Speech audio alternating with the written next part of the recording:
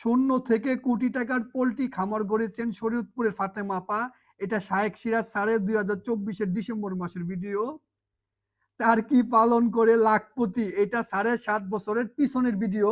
আমি স্যারের এই টার্কি পালনের ভিডিওটা দেখেই পোল্ট্রি সেক্টরে আসছিলাম।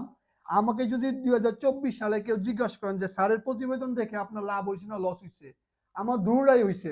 স্যারের প্রতিবেদন দেখে আমার লসও হয়েছে, স্যারের প্রতিবেদন দেখে আমার লাভও হয়েছে।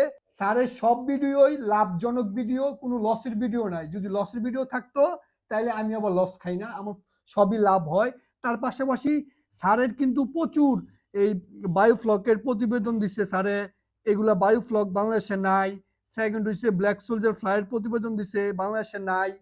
আমার মাথায় ঢুকে না, স্যার এত বছর ধরে এই সেক্টরে আছে, এত এত দেশ ঘুরছে, স্যারে এত এত জিনিস দেখছে, তারপরও কেন এই যে এই প্রতিবেদনগুলো করার পরে এগুলো হারায় গেছে কি কারণে?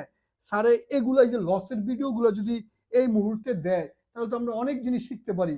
তার পাশাপাশি আমি এই বিষয়টা নিয়ে একটা প্রতিবেদন করছি, এই যে শূন্য থেকে কোটি টাকার খামার গড়ছেন ফাতেমা আপা। ফাতেমা আপা একজন লেয়ার মুরগির খামারি। আমি যেহেতু পোল্ট্রি সেক্টরে অনেক বছর ধরে কাজ করি, আমার অনেক অভিজ্ঞতা। আমি এই বিষয়টা নিয়ে পুরো ডিটেলসে আলোচনা করছি। ভিডিওটা আমরা সন্ধ্যার দিকে পাবলিশ করবো, আপনারা দেখলে অনেক জিনিস শিখতে পারবেন।